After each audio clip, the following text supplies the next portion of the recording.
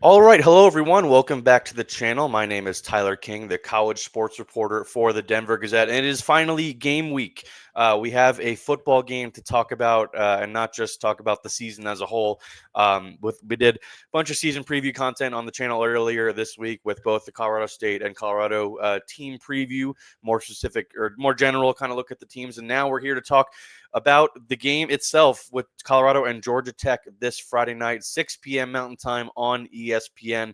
It is the first ever meeting between the Buffs and the Yellow Jackets, the two teams that share the 1990 national championship, which is an interesting storyline going into this game because Deion Sanders kind of said yesterday he has no really ties to Georgia Tech at all, even though he played in Atlanta for a couple of years as a member of the Falcons, and none of the CU football players were even born when the 1990 season was happening. I wasn't even born, so it's more of a thing for the fans, but it's an interesting game for 35 years later after that pretty epic season for both programs that they finally get to meet on the football field.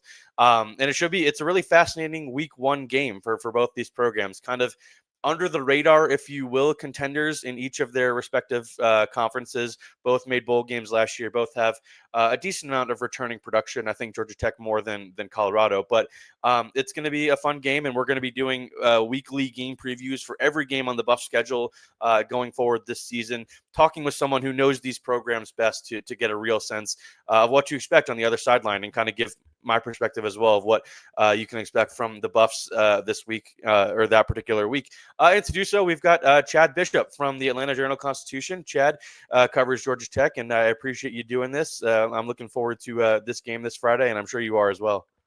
Oh yeah, man! Can't wait to get out to Boulder. I've been to Denver, been to Fort Collins, but it'll be my first time in Boulder. Really excited about it. It's funny you mentioned that 1990 team. I've been doing some work on that and talking to some former Yellow Jackets who played on that team, and of course they know which way the national title lends itself in 1990. Of course, they have opinions on that season, but really cool that after 35 years later, Tech and Colorado get to meet, and of course, Deion being an Atlanta Brave and Atlanta Falcon, having some ties there. Crazy how sports all comes together like that sometimes. Yeah, I've obviously been doing the same on the Colorado side, talking to former Buffs and writers that were around the Buffs during that season. Obviously, Colorado had made the national championship game, if you will, the year before against Notre Dame in the Orange Bowl, and then they got the rematch against Notre Dame, even though they would have rather played Georgia Tech. Some of them just to have actually settle the national championship argument there, with Colorado getting the AP poll and Georgia Tech eventually coming out on top of the coaches poll, but. Flashing forward here to the 2025, Georgia Tech is a 3.5 point favorite, or 3.5 to 4.5 point favorite, depending on kind of what book you look at. That's kind of the general consensus for the lines. Does that seem fair to you? Just kind of go into this game. It just feels like we know a little bit more about what to expect from Georgia Tech with a little bit more returning production. Yeah, I think that's certainly the argument there, right? I mean, there's just so many unknowns with Colorado. I mean, a new starting quarterback, given what Colorado lost. And then compare that to Georgia Tech. I mean, they have a third-year starter at quarterback, a starter returning at running back, their leading wide receiver back. I mean, their best linebacker, their best safety, Brent Keys in his third year. The list goes on and on and on. You know what you're getting out of Georgia Tech. You know what they have coming back. So I think for all those reasons, I didn't mention Keelan Rutledge, the All-American offensive lineman starting at guard. So, yeah, there's just a lot of knowns for Georgia Tech when I think there's a lot of unknowns for Colorado. Now, how that translates to Friday night, we have no idea. But I think because of those reasons, Georgia Tech goes into this one on paper as the favorite. Yeah, it should be interesting. Colorado actually does have one of the few knowns that we maybe weren't expecting. I wasn't expecting Deion Sanders to name his starting quarterback yesterday, but he did name Caden Salter, the Liberty transfer, the starting quarterback, which I had kind of fully expected at this point of camp. As a veteran guy, 2-year starter at Liberty, had led them to a Fiesta Bowl appearance. I think he's tied with Cade Klubnik for the most total touchdowns over the last 2 seasons among returning FBS quarterbacks with 66, and Haynes King is actually right behind them. I think he's got like 62. So some of the best returning quarterbacks in the country will be on display in this game. I wanted to start with Tech. How does this Haynes King and Jamal Haynes, quarterback running back duo that is so prolific, has been so prolific for Tech. Where does it rank among, maybe quarterback running back duos that you've covered, or, currently in the ACC or even in the country? It seems like it's got to be one of the better combinations you could have in a backfield right now. Oh yeah, for sure. It's funny. We have joked over the past couple of years that Georgia Tech no longer runs the option, but they still run the option. Like it's not the same formations, but just with the way they work that offense with Haynes King's prowess, using his legs, the toughness. I mean, he's a dual threat quarterback for sure, and they like to get him out there in space and use his legs. He's a powerful runner. His speed and quickness is a little bit underrated. So you've got to count for all 11, right, when you're facing this Georgia Tech offense. And then you got a guy, Jamal Haynes, at running back, who coming into his senior year is looking like the strongest and best he's ever been after being a little bit banged up his junior season. So it's a really, really tough matchup for defense, because if you take away Jamal Haynes, you got to worry about Haynes King running the ball. And you take away Haynes King, got to worry about Jamal Haynes running the ball. And then Haynes King can sling it too. I mean, he's an underrated passer. His completion percentage was 73% last year. Granted, he didn't play in a couple games, but the guy can throw the ball around the yard as well. So the toughness that those guys play with, the determination those guys play with, it's not just physical talent. They got some mental talent as well. It's going to be a really, really difficult matchup, not only for Colorado, but for every team on Georgia Tech's schedule. They got to start with those two guys. Yeah, it's going to be fascinating to see how those guys can maybe take over the game or kind of impose their will, in a game early in the season. It's weird that the country, even though Georgia Tech was kind of a middle of the pack ACC team last year, got to know Haynes King especially pretty well. Obviously the bookends of the regular season were two of the more interesting games all year, with the Florida State game in Ireland, and then the 8 overtime game at Georgia, where I think Haynes King had over 400 yards passing and rushing combined, and they it was a 44-42 game in Athens. So that everyone knows Haynes. If you're a college football fan, you know Haynes King pretty well, and it'll be interesting to see how he matches up against the CU defense, which is going to be led from the front. That is for sure, because if you're looking at this CU defense, obviously you lose Travis Hunter on the back end. You lose your two starting safeties with Shiloh Sanders and Cameron Silman Craig, two pretty good players in the Big 12 last year. They lost both their linebackers, one to graduation, one to the portal. But where they return the most amount of production is up front. Guys like Arden Walker, Anquin Barnes, Sam Okunlola, Keaton Wade. They've got a bunch of guys up front that they're going to rotate a lot, and they're going to be relying on those guys to try to shut down the run game, because, like you said, it feels like that's going to be Georgia Tech's game plan, is going to try to control the clock and really lean on those veteran guys that are probably as fresh as they can possibly be after kind of months of getting ready for this game. So it'll be interesting to see how that battle stacks up between the CU defense and the Georgia Tech offense. But I wanted to ask obviously about Georgia Tech's defense as well, because that's the one really unknown we don't going into this game for the Yellow Jackets, with Blake Gideon coming over from Texas. Kind of what sense have you gotten about his defensive style since he's been on campus, whether it was in the spring or now in fall camp? Like what about his defense sticks out to you? Well, we'll put this in context a little bit.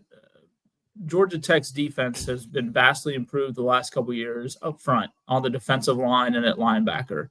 So this offseason, when Tyler Santucci left Georgia Tech to go coach linebackers at the Baltimore Ravens, Brent Key has said repeatedly, like, he needed a guy to shore up his back end, his secondary.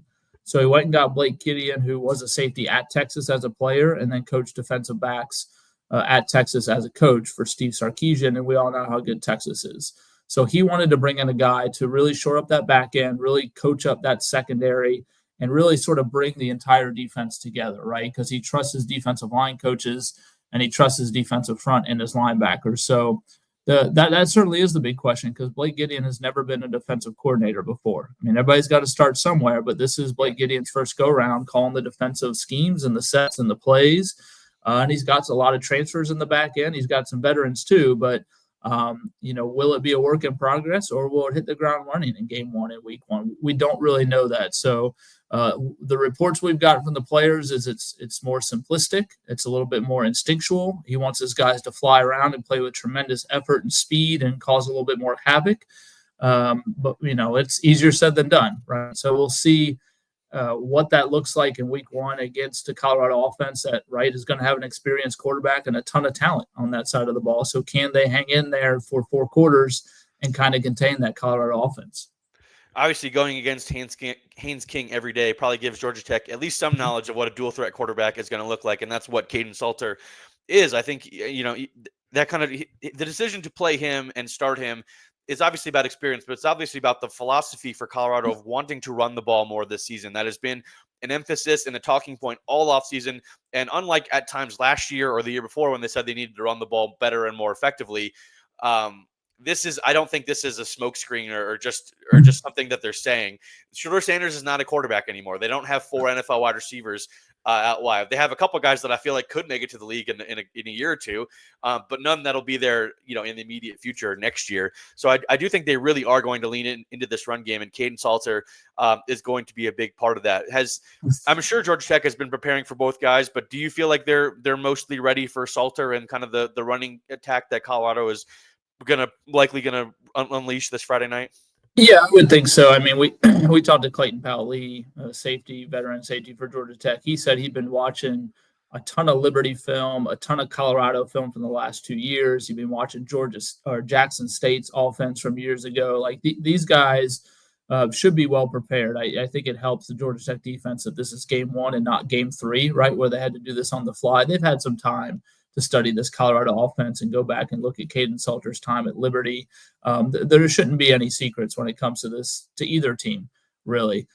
So I would be super surprised if Georgia Tech's defense goes out there and has their head on a swivel and has no idea what's happening. I mean, they should be well prepared for Salter and this Colorado offense and Pat Shurmur and what he wants to do with this Colorado team. So again, like to your point, fascinating matchup to see what Georgia Tech's defense does against this Colorado offense and see if it can get in the backfield, because that was a problem for Tech in 2024, and they went and sort of revamped and retooled their defensive front with a lot of transfers and a lot of highly coveted recruits on the defensive line. So we'll see if those guys can make hay in this first game as well. Colorado did the same thing with their offensive line. Obviously, they have Jordan Seaton coming back, who is a preseason All Big 12 player. He was a freshman All-American last year, one of the best true freshmen in the country, but he's the only returning starter back on the offensive line. They've got 4 transfers, a lot of experienced guys next to him, some guys that were at like Memphis, Illinois, Tennessee. They've gotten some bigger name transfers from bigger time programs, and it'll be interesting to see, like you said, with Tech kind of loading up on their end as well defensively. That'll be one of the key battles to watch for, at least early in the game as things kind of settle out. Before we get out of here, Chad, wanted to get 2 players to watch for from Georgia Tech for you, and then I'll give mine for Colorado. Just give me one on each side of the ball. Who should we watch out for? I think offensively, Isaiah Cannon, he's a wide receiver. He's probably, if not their tallest wide receiver. So a little bit of a throwback guy when it comes to wide receiver, not one of these sort of like, mini slot guys who can scatter all over the field. He's more of a possession wide receiver, but he's had a really great summer and fall camp, and they're expecting really big things out of him. So big target for Tech in the passing game. And then defensively, Amari Harvey, a veteran cornerback, has had a great fall camp. Not a lot of folks talking about him. But I think he's got a chance to be a shutdown cornerback for this Georgia Tech defense, and he could have a big game as well. Yeah, not one of my guys, but it'll be interesting to see who DJ McKinney, CU's top cornerback, who could be a first-round NFL draft pick next year, ends up covering, because Georgia Tech has Eric Rivers as well, who was one of the top most coveted players out of the transfer portal and had a big season at FIU last season. So that'll be interesting to see which of those 2 receivers he ends up matching up with, because there's been a battle for CB2, which has kind of been is one that still hasn't been resolved. So we'll see who gets that spot for Colorado and who DJ McKinney ends up covering on the other side. So my 2 players offensively for Colorado, I'm going to go with running back Kalen Taylor. They call him Track Hawk. He is 5'7", 5'8", if I'm being generous, running back from Incarnate Word, but he can really fly, and he's been one of the stars of fall camp. He took a screen pass in scrimmage for like a 60, 70-yard touchdown. I'm not sure exactly how long it was, but it was an impressive play, and he just kind of burned everybody defensively. And with Ohio State transfer Dallin Hayden, who was on the team last year, he's going to be out for a couple weeks to start the season. Probably would have been their starting running back. I think Taylor is going to be a guy to watch and could be featured heavily out of the Colorado backfield, especially if they want to run the ball. And like I said, he's a weapon in the passing game as well, because kind of that Darren Sproles type, kind of shorter running back that can do a little bit of everything. So he's the guy to watch for the Colorado offense. And then defensively for Colorado, I'm going to go with safety Tawfiq Bayard, who is a South Florida transfer. He's wearing number 7, filling that Cameron Silman-Craig role as a safety that's going to come down to the box, cover a little bit, but he's down there to hit guys and impose his will. He's the younger brother of NFL All-Pro safety Kevin Byard, who is now spent some time with the Titans, is now with the Bears, excuse me. So he's my guy to watch for defensively for CU. Obviously, I mentioned earlier with Silman-Craig and Shiloh Sanders both gone, they're replacing 2 starting safeties, and it looks like it'll be Byard and Carter Stoudemire, who's been on the team the last couple of years, that'll be back there. And I think Byard is a guy that could have a big year for the Buffs, and I think he's eager to make a nice first impression this Friday night. So right before we get out of here, Chad, just give me your quick game prediction. What do you got? I think that we started the show talking about Georgia Tech's experience and their identity and sort of knowing who they are. And I actually go back to 24 and how they prepared for that trip to Dublin, Ireland to face a really good, we thought was a really good Florida State team at the time. I think that's going to pay dividends this time around, knowing that this is a business trip for them. They shouldn't be caught off guard by anything, whether it's Colorado's atmosphere, their playbook, whatever the case may be. I think they got some veteran leadership on this team. They know who they are. So I think Georgia Tech always plays close games, no matter who they're playing. So I'll give it to the Yellow Jackets 28-24. It's really close to what I had. I think Georgia Tech is going to win a little bit more comfortably, and I do think they are going to control I just think they're going to control the game on the ground. I think that's, and I don't think it's an indication about what CU is going to be in a couple weeks. Sure. I just think it's going to take some time for them to get used to playing with each other, like we said, with all the moving pieces. And I think when you have Haynes King and Jamal Haynes in the backfield, I just think that's a great place to start in week 1 against a team that's still kind of getting used to playing with each other. Like I said, and Colorado's got Delaware and some other easier games on the schedule in September to kind of get used to playing with each other.